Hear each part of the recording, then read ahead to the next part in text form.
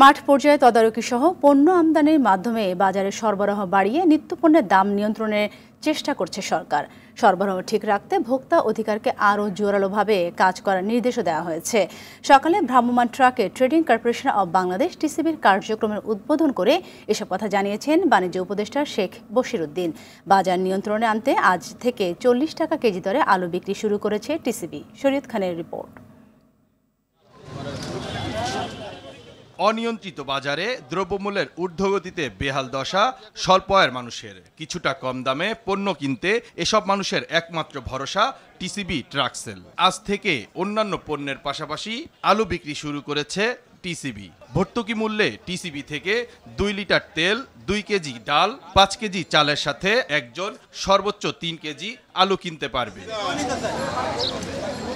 নির্ধারিত 1 কোটি পরিবারের পাশাপাশি রাজধানীর 50টি ও চট্টগ্রামে 20টি স্থানে খোলা ট্রাকে পণ্য বিক্রি করছে টিসিবি। বাজারে যে দ্রব্যমূল্যের দাম সেই তুলনায় আমরা টিসিবি থেকে পাইতেছি, এটা আমাদের অনেক উপকার হইতেছে।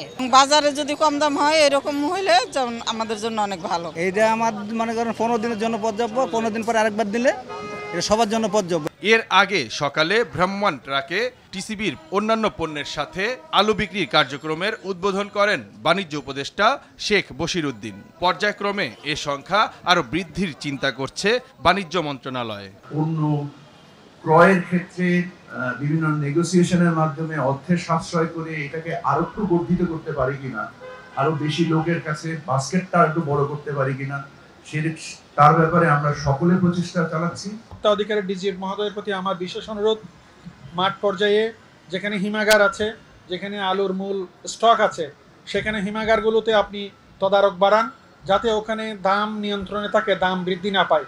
সরবরাহ ঠিক রাখতে ভোক্তা অধিকারকে আরও জোরালোভাবে কাজ করার নির্দেশ দিয়েছে সরকার।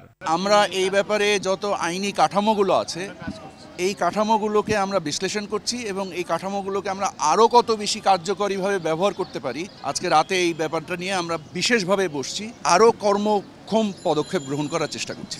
আমদানির ক্ষেত্রে ভারত, পাকিস্তান কিংবা চীন দেখা হবে না। কোনো দেশের সাথে বাণিজ্যিক টানাপোড়েন নেই বাংলাদেশের। বাণিজ্য উদারনীতিতে চলমান থাকবে বলে জানান বাণিজ্য উপদেষ্টা।